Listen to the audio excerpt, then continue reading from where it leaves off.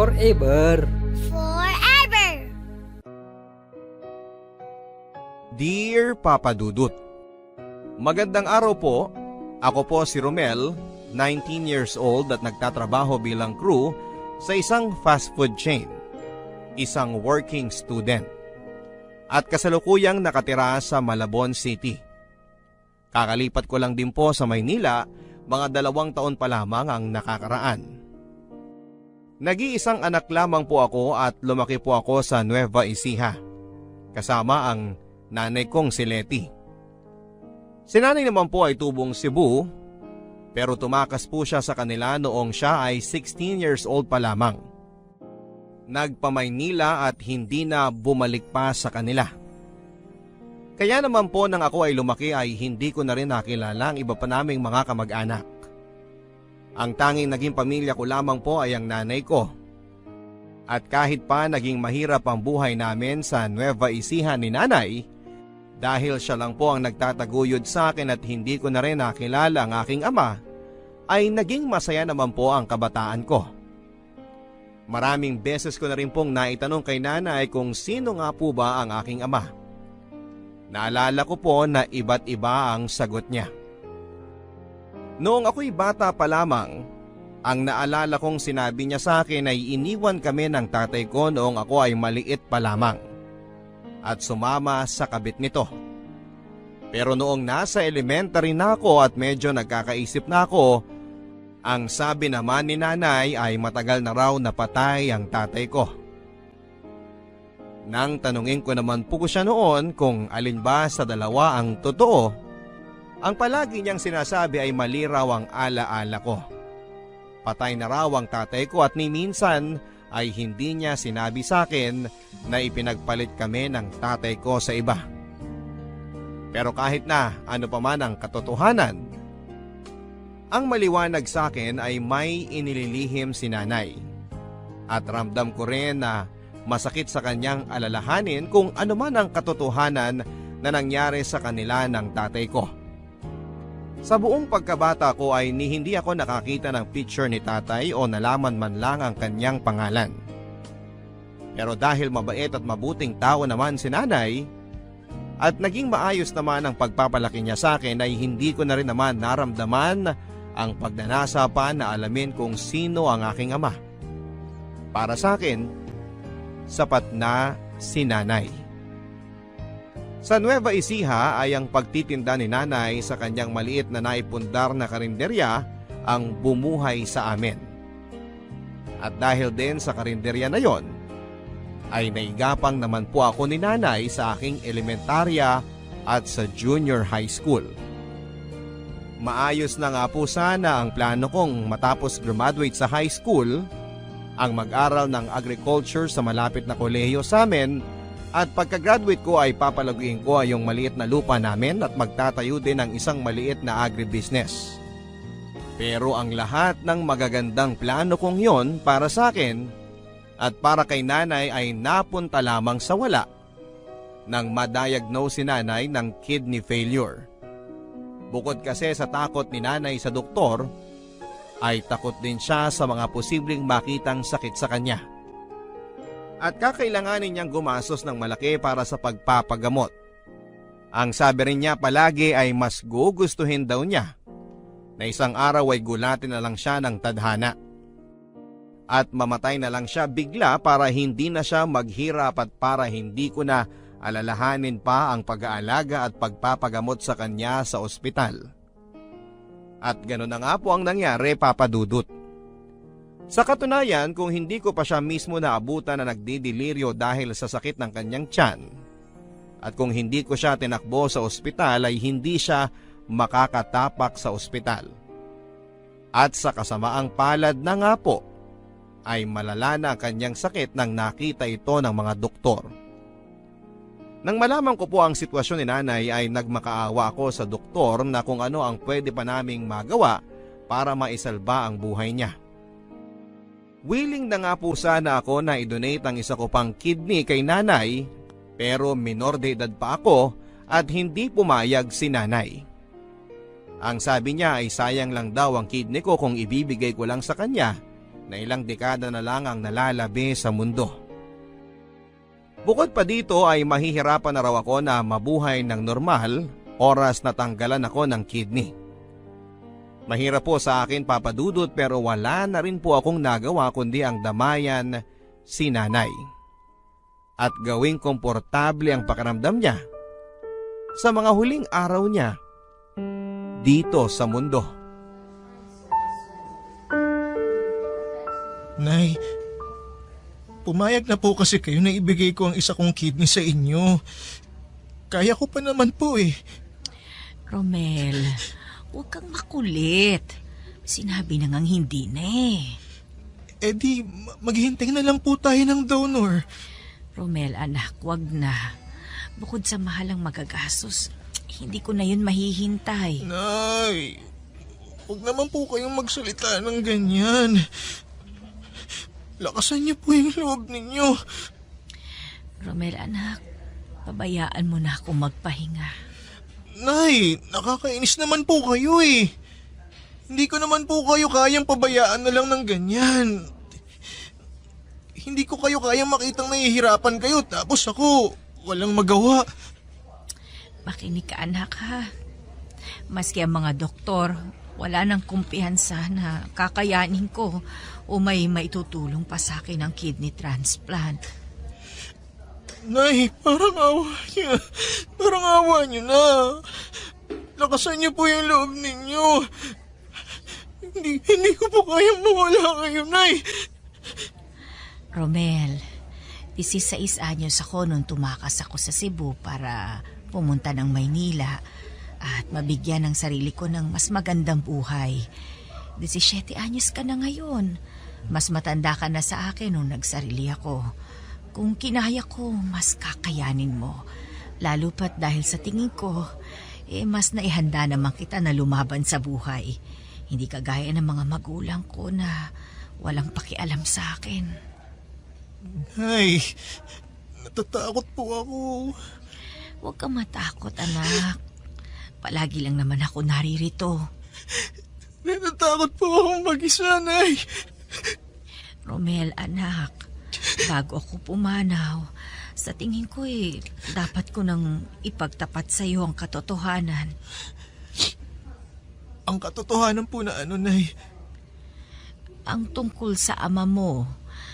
Romel, yung sinasabi ko sa iyo nung batang-bata ka pa tungkol sa tatay mo, iyon ang totoo. Ano ho? Buhay pa ang tatay mo. Ramon ang pangalan niya.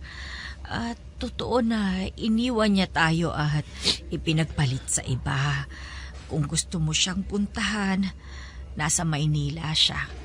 Matatagpuan mo yung address niya sa Maynila kasama ng ibang mga papeles na nakatago sa disusi kong cabinet. Naroon din ang birth certificate mo. Nay, ayoko siyang puntahan. Ikaw ang kailangan ko, Nay. Nay, lukusan mo ang loob mo, Nay. Romel, anak, hindi na ako magtatagal sa mundo. At sigurado akong mauubos ang lahat ng naipundar ko sa pagbabayad lang dito sa ospital. Siguro nga'y mas makakabuti kung puntahan mo ang tatay mo. Singilin mo siya sa utang niya sa'yo. Sa atin. Hayaan mo na suportahan niya ang iyong pagtatapos at pag-aaral sa kolehiyo. Pero ito ang tandaan mo, ha? Huwag kang pupunta sa kanya ng mahina ang loob. Kilala ko ang ugali niya, pati na ang babae at pamilyang pinili niya. At sigurado ako na ano't ano pa man ang mangyari, sila't sila pa rin ang pipiliin niya. Nay, parang awa niya na. Huwag kayo magsalita ng ganyan. Huwag niyo akong habilinan. Huwag niyo akong iwan. Anak, itinago ko sa iyong tungkol sa iyong ama sa loob ng napakahabang panahon dahil galit ako sa kanya. At isinumpa ko sa sarili ko na habang kaya ko, hinding-hindi ako lalapit at hihingi ng tulong sa kanya. Itataguyod kita ng mag-isa.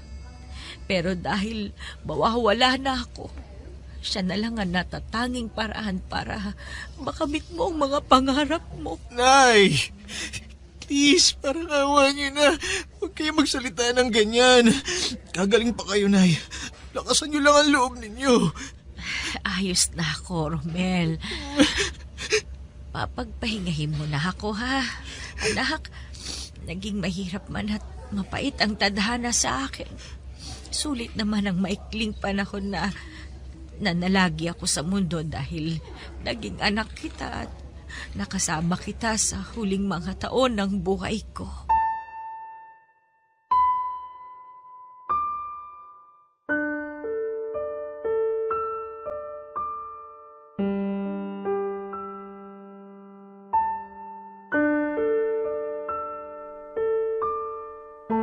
Dahil sa pagpapagamot ni nanay ay napilitan din po akong ibenta ang maliit na lupa namin upang makabayad sa utang sa ospital.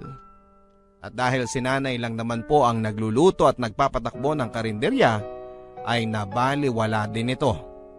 Kaya minabuti ko rin po na ibenta ito sa kumare ni nanay. At dahil naibenta ko na rin po ang bahay at ang mga gamit namin at wala na akong materhan sa Nueva Ecija, ang pera na napagbentahan ko ng maliit na karinderya namin ay minabuti ko pong gamitin na lamang para sa aking paglipat sa Maynila. Nang tumulak po ako sa Maynila, Papa Dudut, ay wala akong kabalak-balak na puntahan ng ama ko. Nangupahan po ako sa isang dormitoryo at namasukan sa isang restaurant. Ang balak ko po ay ipagpatuloy ko ang senior high school sa Maynila habang nagtatrabaho sa gabi. Pero sa kasamaang palad ay tinangay ang lahat ng baong kong pera ng isang bed spacer sa dorm na inuupahan ko. Halos mabaliw na ako noon, Papa Dudut. Pero nilaksan ko ang loob ko. Ang palagi ko lang iniisip ay kung kinaya ni nanay na magpamaynila siya ng mag-isa, na walang kakilala at 1,000 lamang ang dalang pera niya, ay kakayanin ko rin ang Maynila. Pero nang tumagal-tagal ay hindi ko na rin po kinaya ang hirap at gastusin. At dito na nga po ako nag-decide na puntahan at magpakilala na sa aking ama. Pero bago ko po yun ginawa ay pinuntahan ko muna ang address ni nanay at nagmasid-masid ako.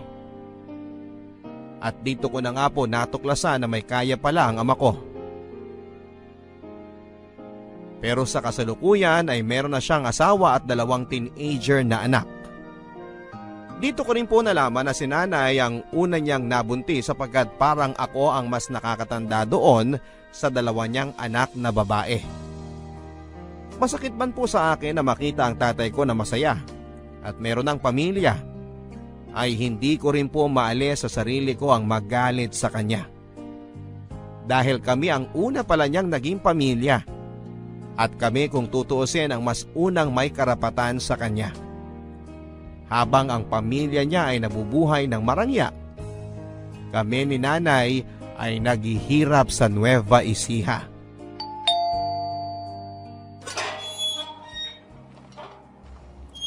Ano yon? Magandang umaga po. Nandyan po ba si Sir Ramon? Sino ka? Rom po. Rom? Ano naman ang kailangan mo kay Sir? Gusto ko lang po sana siyang makausap. Tungkol saan?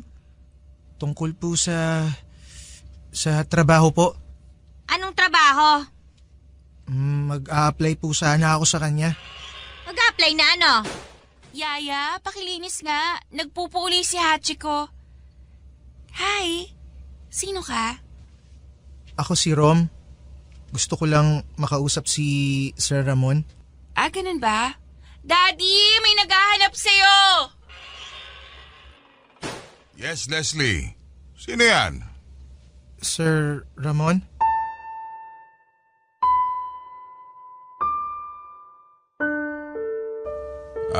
Leslie. Sige na. Doon ka na muna sa kwarto mo. May pag-uusapan lang kami.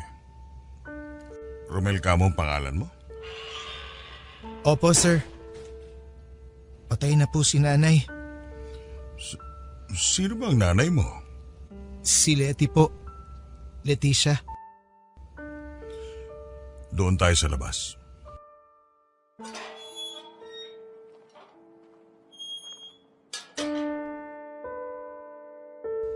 Bakit ka andito?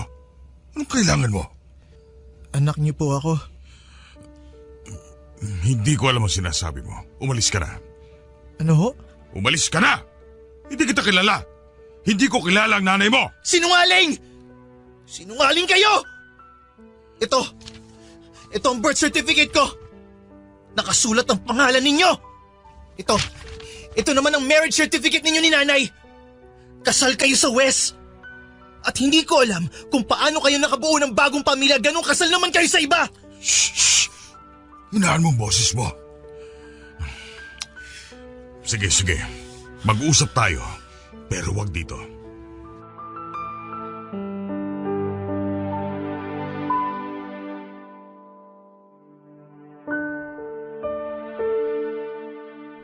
Nag-usap kami ni tatay ng pribado sa isang coffee shop ng hapon na yon, Papa Dudut. At sa pag-uusap na yon ay medyo nakuha ko na may kabulastugang ginawa si tatay. Sa aking pagtatanong sa kanya ay doon ko po napagtanto na mukhang pineke ni Itay ang papeles niya, kaya sila nakapagpakasal ng kasalukuyan niyang asawa na si Marjorie. At sigurado akong oras na makalabas ang katotohanan na kasal siya kay nanay ay mapapawalang bisa din ang kasal nila ng kasalukuyan niyang asawa. Sa halip na magkaroon ako ng lukso ng dugo at amor sa aking ama, ay kabaliktaran pa ang naramdaman ko sa una naming pagkikita, Papa Dudut. Napuno lamang po ako ng awa para sa akin at para sa aking ina. Doon ko po naunawaan ang sinabi ni nanay noong bago siya mamatay na alam niyang ano't ano pa man ang mangyari ay pipiliin ng tatay ko ang iba niyang pamilya. At ang masaklap noon ay hindi dahil sa mas mahal niya ang kasalukuyan niyang pamilya, kundi dahil makasarili siya at duwag siya. Duwag siya na harapin ang kanyang mga problema, kagaya ng pagkaduwag niya na panindigan kami ni nanay. At nalungkot din po ako para sa sarili ko, Papa Dudut. Kahit na alam kong marami akong nakuha at minana kay nanay sa itsura, sa ugali at mga prinsipyo sa buhay, ay alam kong anak pa rin ako ng aking ama. Nananalaytay pa rin sa akin ang dugo niya.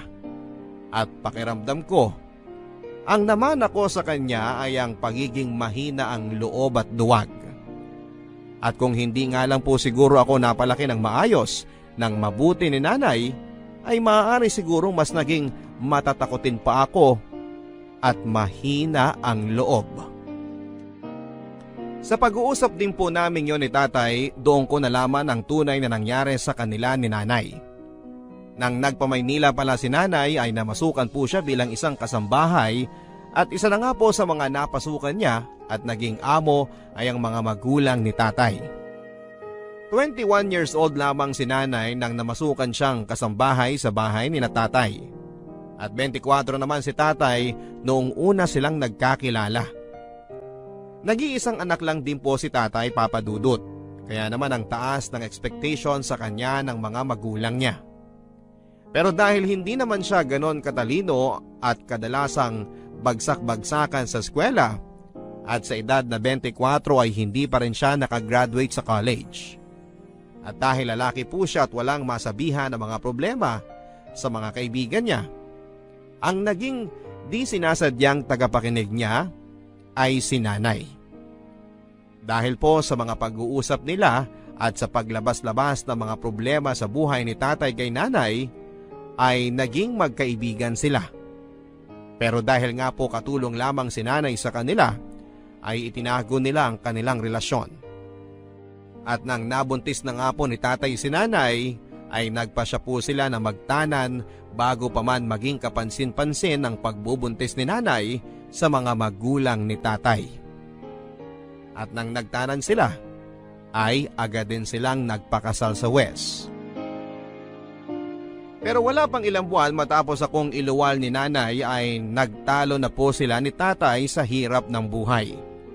Parehong doktor ang mga magulang ni tatay kaya alam kong ni minsan ay hindi siya nakaranas ng magutom at mahirapan.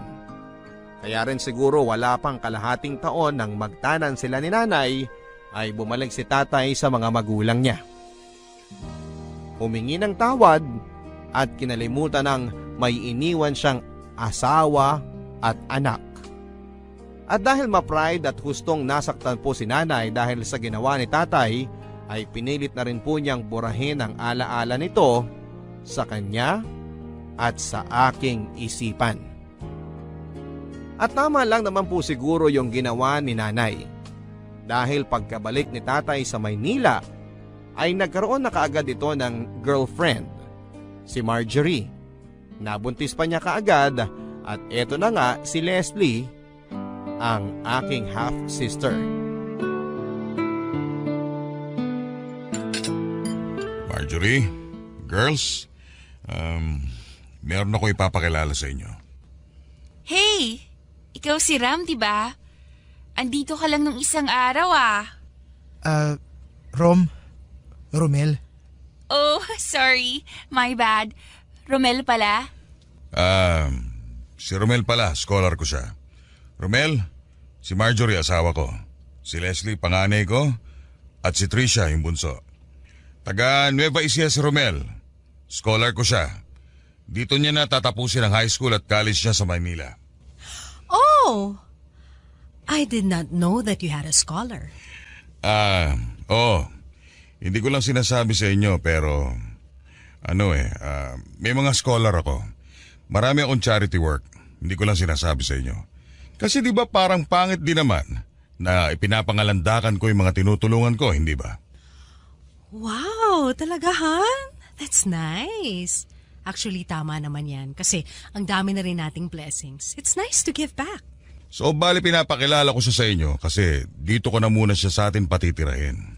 Since habang lumalaki itong sina Leslie, nagkakaagawan na tayo ng driver. Naisip ko na kapag may mga lakad sina Leslie at si Manong ang nagmamaneho, si Rom na munang re-relievo. I see. Romel, okay naman ba sa mga magulang mo na nagtatrabaho ka tapos nandito ka sa Maynila? Mga magulang ho? Wala na po akong mga magulang. Oh my! Anong ibig mong sabihin? Kamamatay lang po ni nanay. Mga ilang buwan pa lang po ang nakakalipas. I'm sorry to hear that. And your father? Wala po siya. Hindi ko na po siya nakilala. Oh, ay. Ang dami talaga mga irresponsableng lalaki sa mundo.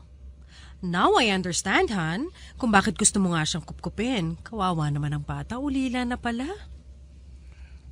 Thank you. So Romel, sige. Dali mo na muna yung mga gamit mo sa driver's quarters. Pasensya ka na ha, kung magsishare kayo ni Manong doon. Pero minsan naman hindi siya nag-i-stay in so may privacy ka pa rin kahit papano. Maraming salamat po, sir. Maraming salamat po, Ma'am Marjorie. Nice to meet you, Romel. Nice to meet you din, Leslie. Romel, meron pala akong lakad mamaya with my friends. Pwede mo ba akong ipag-drive? Pwede ka namang ipag-drive ni Manong. Hindi naman matutuloy ang lakad namin mamaya. Si Romel na lang. I mean, Manong so old kasi. Minsan ginagabi kami sa labas ng friends ko, tapos inaantok na si Manong habang nagde-drive. It's so scary. Okay lang ba sa'yo, Romel? Okay lang po, sir. Sa totoo lang, Papa Dudut, ay naging palaisipan din po sa akin kung bakit pinili ni tatay na patirahin ako sa bahay niya kesa sa ikuha ko ng dormitoryo at ilihim ako sa kanyang pamilya. Naisip ko na baka po nanghihinayang siya sa dagdag na gasto sa pangungupahan sa titirhan ko. Naisip ko rin po na baka naman paraan niya yon para palagi niyang nakikita ang mga kilos ko. Ang bawat hakbang ko para mas kontrolado niya ako sa mga sitwasyon. Pero hindi ko rin maikakaila na sumagi sa isipan ko na baka naman pinatira niya ako sa bahay niya dahil nangungulila siya sa akin bilang isang ama. Na baka dahil sa pag-uusap namin ay nanumbalik sa kanya ang mga alaala at pagmamahal niya kay nanay. na bukal sa loob niya ang tulungan ako at makabawi sa mga pagkukulang niya sa amin ni nanay. At sa tingin ko po Papa Dudut ay mas pinaniwalaan ko ang huling dahilang yon na sumagi sa isipan ko. Dahil naging madali po sa akin ang pumayag sa gusto ng tatay ko. Na kahit pinagpapanggap niya akong scholar lamang niya at balak niya pa akong gawing driver ng mga anak niya, mga half-sisters ko. At deep inside ay mahal niya ako. Pinaniwala ko ang sarili ko na yon lamang kasi ang tanging alam na paraan ni tatay para maipakita niya sa akin na mahalaga pa rin ako sa kanya. Sa kabila ng kanyang masalimuot na sitwasyon at sirkumstansya. Noong simulang mga linggo ay maayos naman ang naging karanasan ko sa bahay ni tatay. Naging maayos at magalang ang pakikitungo sa akin ng asawa niyang si Marjorie at ng mga half-sisters ko sa akin. Pero habang tumatagal ay mas nagiging komportable na sila sa akin. Ay unti-unti na rin nilang pinapakita ang tunay nilang mga anyo. Si Ma'am Marjorie ay napaka matapobre. Ang mga kapatid ko ay napakamaldita at maarte. At maski ang yaya nila at driver ay sinusungitan ako. Habang tumatagal ay mas pababa ng pababa ang pakikitungo nilang lahat sa akin. Habang tumatagal ay mas nararamdaman ko na nga na driver lamang ako at tagalabas ako. At maski sa sarili kong ama ay unti-unti ko na rin nararamdaman yon na mas nagiging driver niya ako kesa sa sarili niyang anak.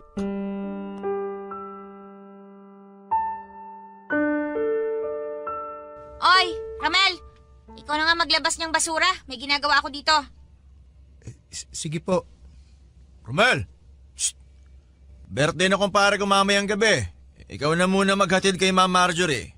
Naku, kuya, paano po kaya yan? May exam po ako bukas eh. Pabayaan mo na yung exam na yan. Tandaan mo, ang prioridad mo ay yung kapakanan ng mga anak ni na Ma'am at Sir. At kung di naman sa mga magulang nila, hindi ka rin naman makakapag-aral. Sige po, ako na po ang bahala. Yan, ganyan dapat. Oy, Ramel! Ano ba naman yan? Nakaalis na yung truck ng basura. Hindi mo pa nailalabas yung mga basura dito. Romel, sumama ka pala sa akin mamaya dahil may event kami sa sports club. Ipagdadrive ko po kayo, ma'am? Oo, ipagdadrive mo ako tapos umalalay ka na rin sa akin. O nga pala, magbihis ka ng maayos ha? Paano pong maayos na bihis? Basta ayoko nang naka-shorts o tsinelas lang. Nakita mo yung mga alalay ng mga amiga ko doon sa sports club, hindi ba? Mga mukhang mga mababango lahat at nasusweldohan ng tama. Dapat ganun ka rin. Napahiya na ako sa iyo nung nakaraan eh. Sige po, Ma'am Marjorie.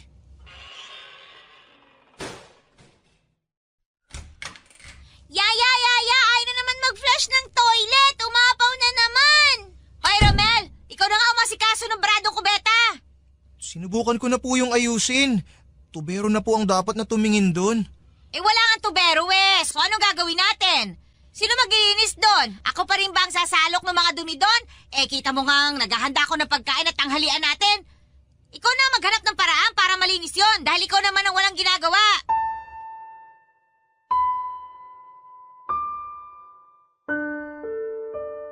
Dahil ako ang pinakabata at may pinakamalaking utang na loob sa bahay na yon, ay ako rin po ang naging pinakamababang ranggo sa kanilang lahat. Maski ang kasambahay nila at driver nila tatay ay ako pa rin ang inuutusan. At may mga pagkakataon din po Papa Dudut na maski ako ay nakakalimutan ko na rin na anak nga pala ako ng tatay ko. Maski ako, ang tingin ko minsan sa sarili ko ay katulong, driver at alipin nilang lahat. At dahil karamihan ng oras ko ay kinakain na nga rin po sa mga kakasunod sa mga samut-saring utos ng lahat ng tao sa bahay na yon, ay napabayaan ko na rin po ang aking pag-aaral. Ang dati kong mga matataas na grado noong ako ay nag-aaral pa sa Nueva Ecija ay biglang naging pulos pasang-awa na lamang.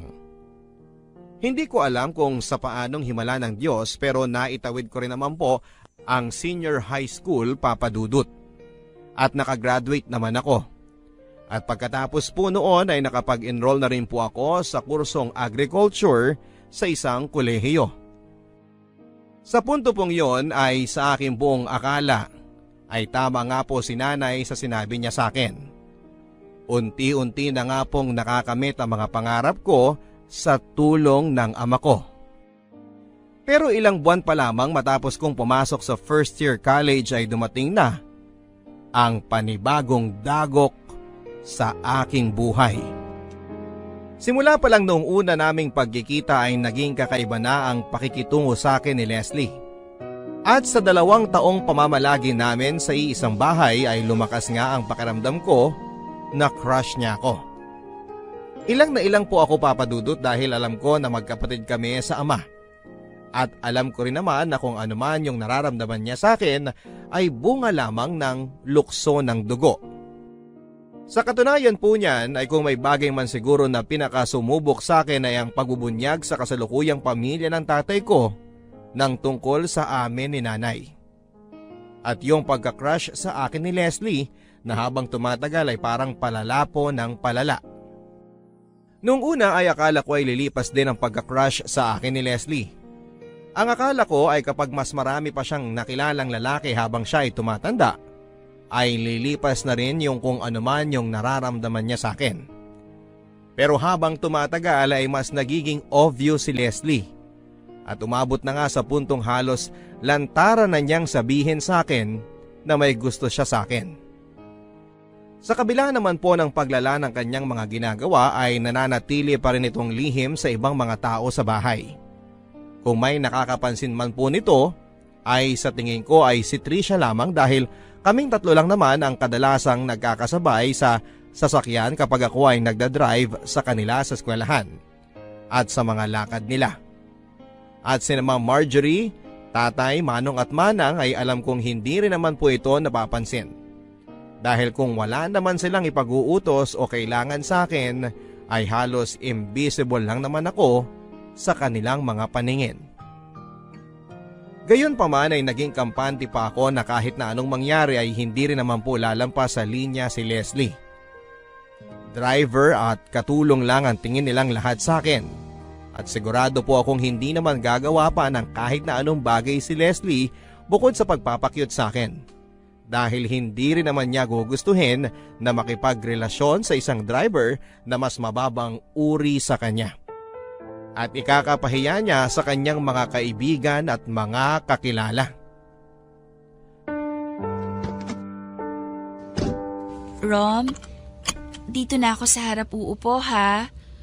Nahihilo kasi talaga ako kapag sa likod ako umuupo eh. Okay lang? Sige. Sasakyan niyo naman to eh. Nakakatawa ka talaga. Nagpagupit ka pala, no? Mas bagay sa'yo yan. Mas lumalabas yung pagkakahawig mo kay Ken-chan. Ganon? Salamat. Oo, crush ko nga yun eh.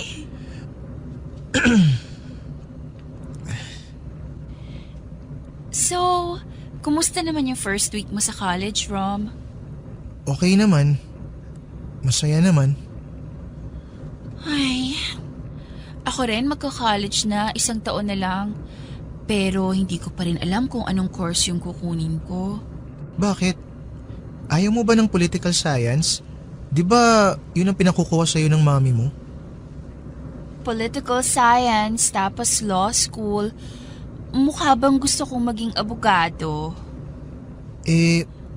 Ano bang gusto mo na gawin na pangmatagalan? Yung kahit na hindi ka bayaran, gagawin mo pa rin dahil gusto mo yung ginagawa mo? Hindi ko alam eh. Parang gusto ko lang maging housewife. Ang bata mo pa para maging housewife? 18 na ako, no? Si Juliet nga 13 years old lang nung itinana ni Romeo. Tingnan mo naman kung anong nangyari sa kanilang dalawa. Alam mo, dapat maging comedian ka eh. Siguro ang saya-saya niyo palagi ng girlfriend mo. May girlfriend ka na ba, Rom? Wala pa. May nililigawan ka na? Wala pa rin. Ha? Bakit naman? Crush, siguro naman meron. Oo. Siyempre. Sinong crush mo? Si Julian San Jose. Hindi artista, yung normal na tao. May kaklase ako na cute. Ayun. Anong itsura niya?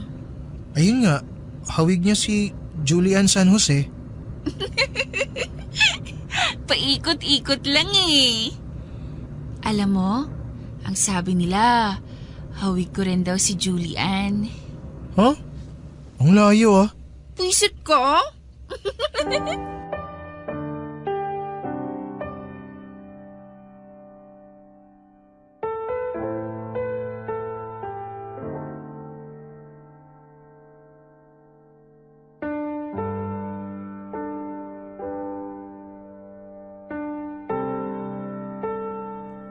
Noong pong mga panahong unang pasok ko sa kolehiyo ay naging mas lantaran si Leslie sa akin, Papa Dudut. Madalas na kapag wala si Trisha ay doon na po siya umuupo sa harapan ng kotse. Katabi ko sa driver's seat. At noong tumatagal pa ay maski kay Trisha ay hindi na rin siya nag-iingat. Sa harapan pa rin po siya umuupo, katabi ko. At kapag pinagdadrive ko siya o kapag magkasama kami ay madalas na napupunta po ang usapan namin tungkol sa love life. Nakadalasan nga po ay nauuwi na po sa pagtatanong niya tungkol sa personal kong buhay. Kung ano po yung mga gusto ko sa babae at kung sino-sino na nga po ang mga naging girlfriend ko. At kahit na isang tanong, isang sagot lang po ang ibinibigay ko kay Leslie ay hindi po siya naaapektuhan dito. Patuloy lang siya sa pag-iimbestiga at pagtatanong sa mga personal na detalye sa buhay ko, Papa Dudut. At napapansin ko nga po na kung ano man ang impormasyon na ibigay ko sa kanya, halimbawa ay yung nabanggit ko sa pag-uusap namin na madasalin yung daddy kong GF sa Nueva Ecija, sa mga susunod na araw ay magiging ganun din siya. Naging biglang deboto na siya sa isang santo sa simbahan. At nang banggitin ko pa na gusto ko sa mga babae ay yung hindi masyadong nagmi-makeup ay pansin ko nang sa mga sumunod na araw ay binawasan na rin niya yung kadalasan niyang inilalagay na makeup. Pero simula po noon ay mas lalo akong kinabahan nang napapansin kong mas nagiging agresibo na si Leslie sa akin. Yung mga inosenteng tanong niya tungkol sa nakaraan ko, sa love life ko, sa mga tipo kong babae ay unti-unting nauwi sa mga tanong na sexual. Hirap na hirap po ako noon kung ano ang gagawin ko. At ilang na ilang kapag kinakambyo na po ni Leslie ang usapan noon. Kung tutuusin ay kating-kati na po ako sa kanyang sabihin na maghunos dili siya sa mga ginagawa at sinasabi niya dahil hindi niya lang alam ay magkapatid kami sa ama. At sa puntong yon ay naramdaman ko na rin po, Papa Dudut, bilang na mga araw nakakayanin kong manatili sa bahay na yon o nang hindi sinasabi sa kanya ang katotohanan.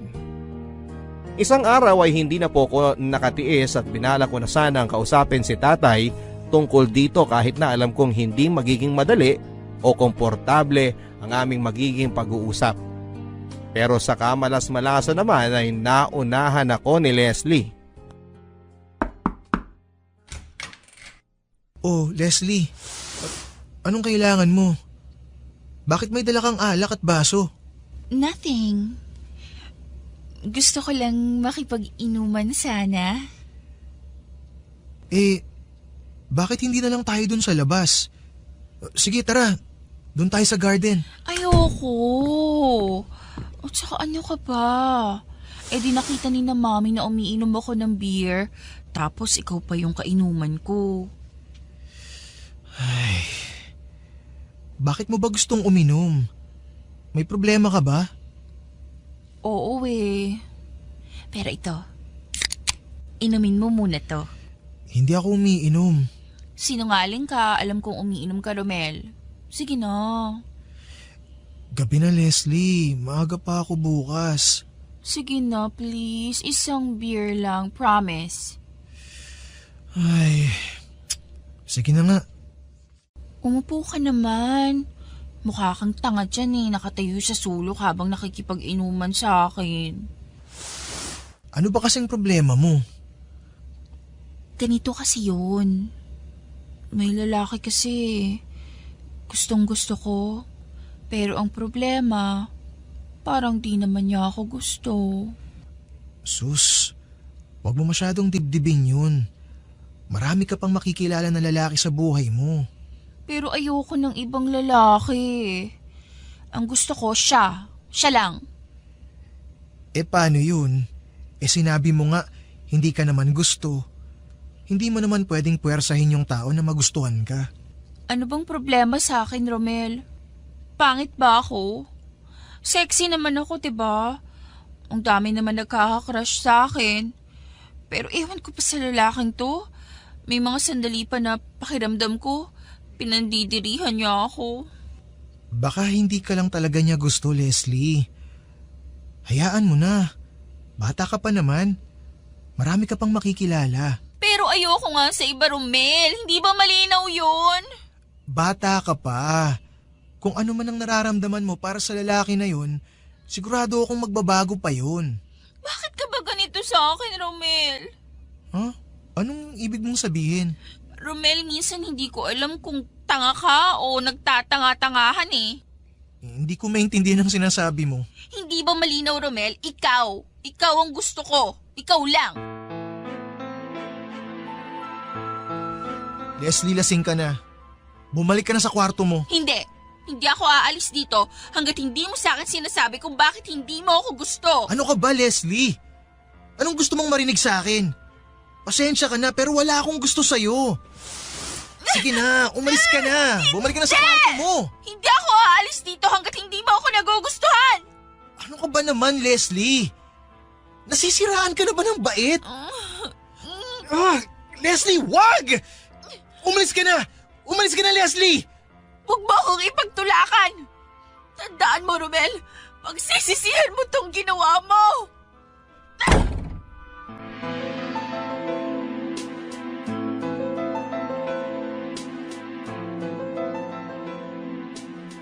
Kinabukasan matapos po ng insidenteng yon ay pinalabas ni Leslie na ninakawan ko siya ng cellphone nang iniwan niya ang bag niya sa sasakyan.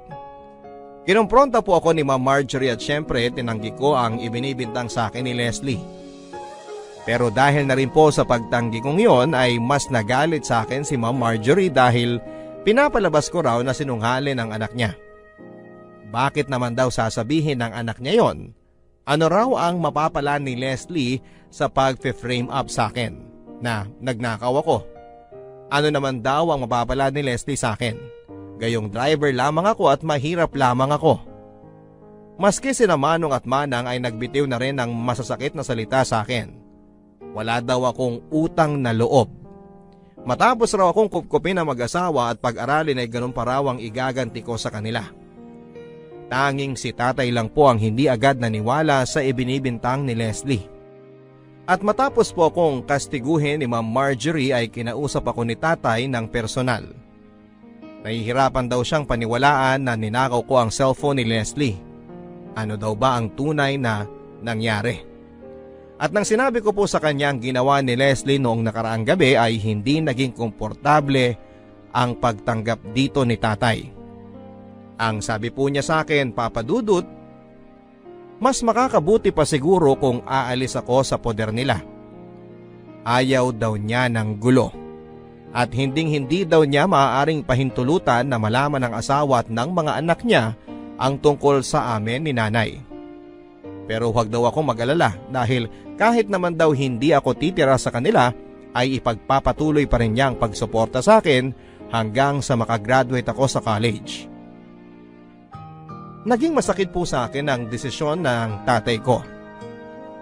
Doon ko napagtanto na hindi ko lang pala inaamin sa sarili ko, pero sa 2 taon na ipinamalagi ko sa bahay ni tatay at sa kabila po ng pagtrato sa akin ng pamilya niya bilang isang katukatulong, driver at all around alalay nila, ay umaasa po ako na mababago pa ang ihip ng hangin. Umaasa ako na magkakaroon ng lakas ng loob si tatay na aminin sa kanyang pamilya na anak niya ako. At dahil doon ay magiging bukas na rin sila sa akin. At tatanggapin din nila ako. At ang lahat ay mauuwi sa isang maligayang pagtatapos.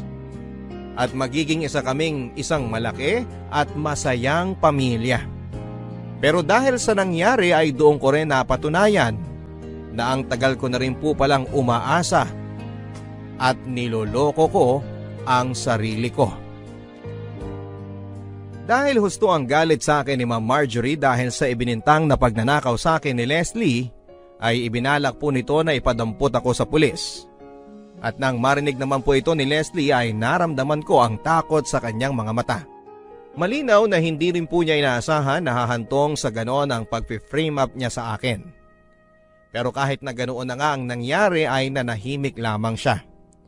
Pinabayaan niya lamang ang mga nangyayari. Kinausap ni tatay si Ma'am Marjorie at kinumbinsin niya na hindi ito magsampa ng kaso laban sa akin. Minura-mura pa niya ako kunwari sa harapan nilang lahat. At sinabi sa kanila na palalayasin na lamang daw niya ako. At mukha namang kinagat ni Ma'am Marjorie ang mga sinabi niyang yon. Dahil matapos ang palabas na ito ni tatay, ay kumalma na ang asawa niya at sinabihan ako na magpasalamat daw ako at mga mabubuti silang tao. Kaya bibigyan nila ako ng pagkakataon na baguhin ang buhay ko.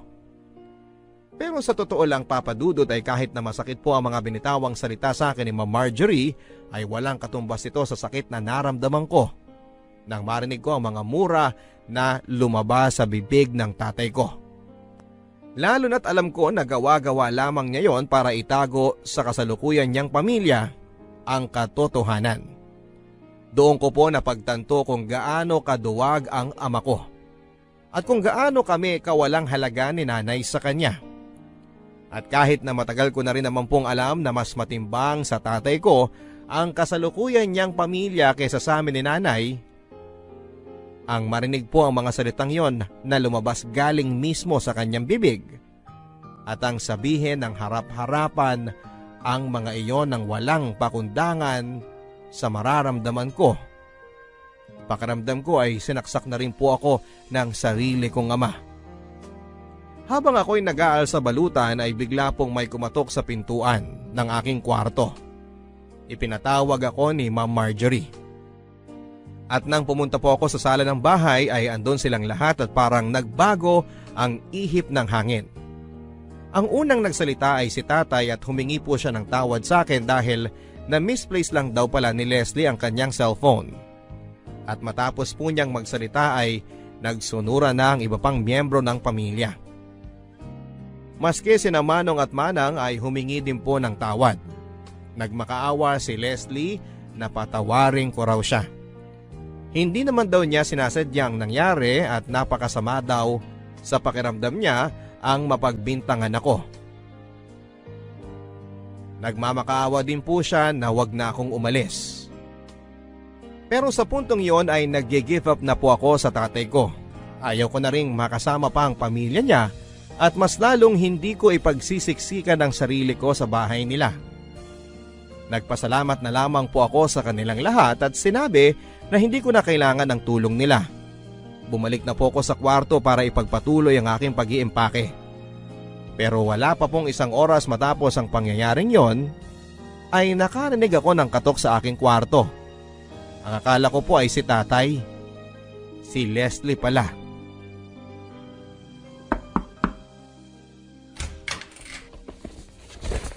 Leslie, anong ginagawa mo rito? Romel, please. Parang awa mo na.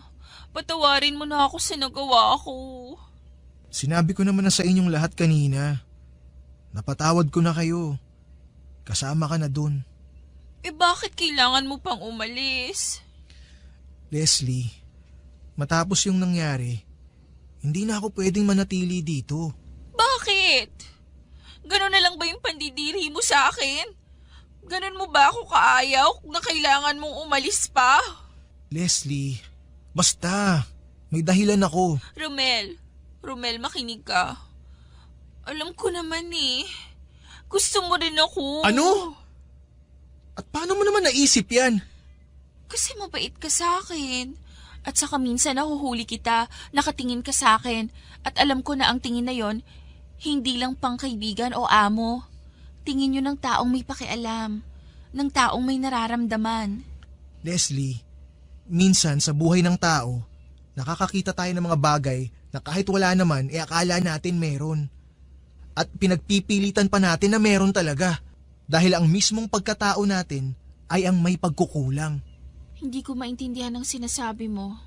Ang alam ko lang, sigurado ako sa nararamdaman ko. Leslie, parang awa mo na. Pabayaan mo na ako. Kakalimutan ko na lang yung ginawa mo. At lahat ng nangyari. Okay? Hindi ko kaya, Romel. Please, parang awa mo na. Huwag kang umalis. Hindi ko kaya na wala ako. Leslie, ano ba? Pakiusap naman. Romel, okay lang naman sa akin eh. Kahit driver ka lang. Kahit na mahirap ka lang at hindi tayo magkalibel. Ano? Leslie, anong bahagi ba ng hindi? Wala akong gusto sa'yo ang hindi mo maintindihan. Alam mo, kung tutuusin dapat nga magpasalamat ka eh. Dahil kahit na driver ka lang at ganyan ka, nagustuhan kita. Na ikaw ang pinipili ko. Ang daming iba dyan, nagkakandara pa sa akin, pero ikaw na dugyot at probinsyanong nagustuhan ko. Ang kapal ng mukha mong basti din ako. Leslie, pakiusap naman oh. Kinikilabutan ako sa mga lumalabas sa bibig mo. Padaanin mo na nga ako. Hindi! Hindi ako aalis dito hanggat hindi mo ako hinahalikan. Ha? Doon natin malalaman kung wala ka talagang gusto sa akin. Sira na ba yung ulo mo? Tumabi ka na kasi! Hindi nga eh. Layon mo nga ako! Nakakadiri ka! Leslie, magkapatid tayo! Ano? Leslie, magkapatid tayo sa ama. Kuya mo ko. Anak ako ni Leticia. Ang dating katulong ng lolo at lola mo. Ano? Ano yung sinasabi mo? Nagsisinungaling ka. Sasabihin mo talaga kahit na ano para maipagtabuyan lang ako, no? Leslie, nagsasabi ako ng totoo. Magkapatid tayong dalawa. Kasal ang tatay mo sa nanay ko. Hindi yan totoo! Hindi yan totoo! Ito ang marriage certificate ng nanay ko at ng tatay natin. Hindi! Hindi ito totoo! Leslie, kahit punitin mo pa yan, marami akong kopya niyan. May kopya rin ng gobyerno. Hindi na mababago ang nakaraan. Leslie, yung nararamdaman mo sa akin, hindi yan romantic love. Lukso ng dugo yan.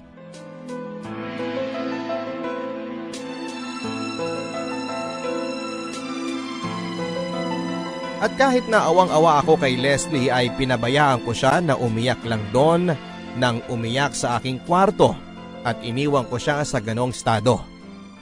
Umalis po ako nang hindi na nagpaalam pa sa iba. At wala na rin po akong balak pang kontakin ang kahit na sino sa kanila maski ang ama ko. Dahil alam kong sa pagsisiwalat ko ng katotohanan na yon, kay Leslie ay malamang napuputok yon at makakarating sa kanyang mga magulang. Lumipat po ako sa ibang syudad at doon na nga po ako napunta sa isang maliit na kwartong inuupahan ko sa Malabon. Mula sa mga baon-baon na ibinigay sa akin ni tatay sa loob ng 2 taon ay nakaipon din naman po ako ng sapat na pera na sa tansya ko ay pupwedeng makasuporta sa akin sa aking mga basic na pangangailangan sa loob ng 6 na buwan. At dahil alam kong sa susunod na semester ay malamang ay hindi ako susuportahan ng tatay ko, ay nag-apply na rin po kaagad ako ng trabaho sa isang fast food chain para makapagsimula ng mag-ipon. At doon ko na nga lang po napansin na ilang linggo na pala ang lumipas pero wala pa ako nababalitaan na konsekwensya ng ginawa kong pagbubunyag ng pagkatao ko kay Leslie. At nang ang mga linggo ay lumipas sa mga buwan ay naisip ko na maaaring dalawa ang kinahinatnan ng pangyayaring yon. Na maaaring inilihim ni Leslie ang sinabi ko sa kanya o kung hindi man ay maaari din naman na kinumpronta niya ang aming ama at nagkagulo na ang buong pamilya. At minabuti na lamang ng tatay ko na hindi ako balikan sa pangyayari. Pero isang araw ay nagulat na lamang ako nang may biglang kumatok sa pintuan ng inuupahan kong kwarto. At doon ko po nalaman kung ano ang nangyari matapos akong umalis ng bahay ni na tatay. Hayop ka! Natuntunding kitang animal ka! Iwan niyo ako! Sinira mo buhay namin! Sinira mo buhay ko, hayop ka! Sir! Ano kaguluhan to? Tulungan niyo ako! Halika kayo rito! Itiwan niyo ako! Tama na! Tama na! Alam mo ba kung nasa si Leslie ngayon? Nasa psychiatric ward siya! Sinubukan niya magpakamatay! At hindi pa namin malalaman ang tunay na dahilan kung bakit siya nagtaka magpakamatay kung hindi kami kinausap ng psychiatrist niya! Bakit ba kasi hindi ka nalang nanahimik, Romel? Ano pumasok sa kapiranggot mong utak at sinabi mo sa kanya yun? Dahil gusto kong halain ang anak mo! Ng mismong kapatid ko! Pero may maayos na paraan ng pagsasabi Bakit kailangan ganon? Ewan ko! Siguro dahil sa mga oras na yun, inuna ko naman yung sarili ko! Dahil doon ko na-realize na kahit ano pa ang mangyari, ang mismong ama ko, hindi ako unahing isipin! Hindi niya ako pipiliin! Ang sarili ko na lang ang pwedeng maging kakampi ko! Bakit? Ano pa ba gusto mo? Pinatuloy kita sa sarili kong bahay! Pinag-aral, binihisan! Kahit na maayos sa tahimik na ang buhay ko, pinapasok pa rin kita doon! At tinanggap pa rin kita kahit na pwede naman kitang talikuran! Ang kapal din talaga ng pagmumukha mo, no? Sir Ramon, ipapaalala ko lang sa inyo na kami ng nanay ko ang una mong pamilya. Siya ang una mong minahal, pinakasalan, at pinasa! At ako ang una mong anak! Ako ang panganay mo! Tapos magsasalita mo ako ng ganyan ang kapal ng mukha mo! At wag niyo sa akin isumbat na para bang utang na loob ko na tinanggap niyo ako sa pamamahay ninyo! Na dapat ipagpasalamat ko pa na itinrato niyo ako at ng pamilya niyo na driver imbes na kadugo! 17 taon niyo kami pinabayaan ni nanay! At yung pagpunta ko sa inyo, naniningil lang ako sa obligasyon niyo sa akin! Asal dugyot ka talaga! Alam mo ba kung anong ginawa mo sa aming mag-asawa? Wala akong pakialam! Hayop ka talaga! Dahil sa'yo, naipaghiwalay sa akin si Marjorie! Winasak mo ang pamilya ko! Wala akong mayaharap sa mga tao! Silang lahat, mga kamag-anak ko, mga kaibigan ko, mga kasama ko sa negosyo, alam nilang nagkaanak ako sa isang katulong! Hayop ka, Romel! Winasak mo ako! Sinira mo ang buhay ko! Tama lang yan sa'yo! Karma ang tawag dyan, tay! At least ngayon, quits na tayong dalawa! Dahil sa pagiging makasarili mo at mahila mo! Matagal mo na winasak ang buhay namin ng nanay ko! Hayop ka! Papatayin kita! Sir! Tama na ho! Igasing! Tumawag ka ng barangay!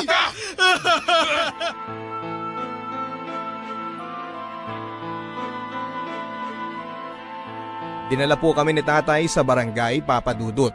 At para din po sa aking sariling kaligtasan ay nagpa-medico legal ako at ipinablatter ko siya. Sa punto pong yun ay alam kong wala nang bawian o pag-aayos na mangyayari sa amin ng tatay ko. Sa puntong yon ay tinuldukan ko na rin po ang relasyon naming mag-ama. At kahit na bugbog sarado ako, kahit na hindi ako nanlaban at ganon ang inabot ko sa kamay ng aking sariling ama at ng pamilya niya, pakiramdam ko ay nanalo na rin ako. Naiganti ko si nanay at nakabawi na ako sa lahat ng atraso ng tadhana sa amin. Ang sabi po sa akin ay dapat ay nakulong din daw po ang tatay ko at malamang ay binayaran niya rin ang kanyang kalayaan. Pero ang sa akin papadudot, sige okay lang kung nakalaya siya. Okay lang kung ang lahat ay kaya niyang bilhin ng pera. At okay lang din kung isa mang araw ay balikan niya ako, gantihan o ipapatay dahil sa pagkabaliw niya. Okay lang sa akin dahil alam kong dahil sa mga nangyaring ito at kinahinatnan niya, ako na ang panalo. Wala na akong takot sa dibdib at hindi na ako duwag kagaya ng tatay ko. Nakawala na ako sa pagiging anak ng tatay ko. Pero aaminin ko sa inyo, Papa Dudut, habang tumatagal na humuhupa na ang galit sa aking puso, paminsan-minsan ay naiisip at naaawa din ako sa sinapit ni tatay pati ng kanyang pamilya. Lalong-lalo na si Leslie. Oo, naging malupit nga sila sa akin. Naging matapobre sila. Pero alam ko namang naging ganon lang sila dahil may mga naging pagkukulang din siguro ang mga magulang nila sa pagpapalaki sa kanila. Mga biktima lang din sila ng sirkumstansya. At ang pinakamatinding trahedya sa kanila ay kahit na siguro ano pang dagok ang abutin nila sa buhay ay hindi sila matututo ng mga dapat nilang malaman. At habang buhay na silang magiging ganon kababaw, kakitid ang utak, makasarili at mananatiling ignorante sa realidad ng mundo at sa mga sarili nilang kondisyon hanggang sila ay mamatay. Sa ngayon po, Papa Dudut, ay pinagbubuti ko na lang po ang aking pag-aaral at pagtatrabaho. Mahirap, pero matapos po ang lahat ng dinanas ko, alam kong kakayanin ko. Hindi man po ako nasuportahan at nakitang nakapagtapos ng kolehiyo ni nanay, at kahit na wala na akong suporta sa aking ama, ay hindi ko po yun pinoproblema. Dahil ako na mismo ang tutupad sa aking mga sariling pangarap. Total, mag-isa na lamang ako at wala nang ibang makakapitan kundi ang Diyos at ang sarili ko. At sana po, Papa Dudut, ay kahit papaano ay meron akong na-touch na mga nakikinig po sa inyo. At sana po ay nakapagbigay ako ng konting lakas at inspirasyon, lalo na doon sa mga ulila na. At doon sa mga nagsisimula pa lamang lumaban sa buhay ng mag-isa. Ang inyong kapuso at kakampi, Romel. Forever.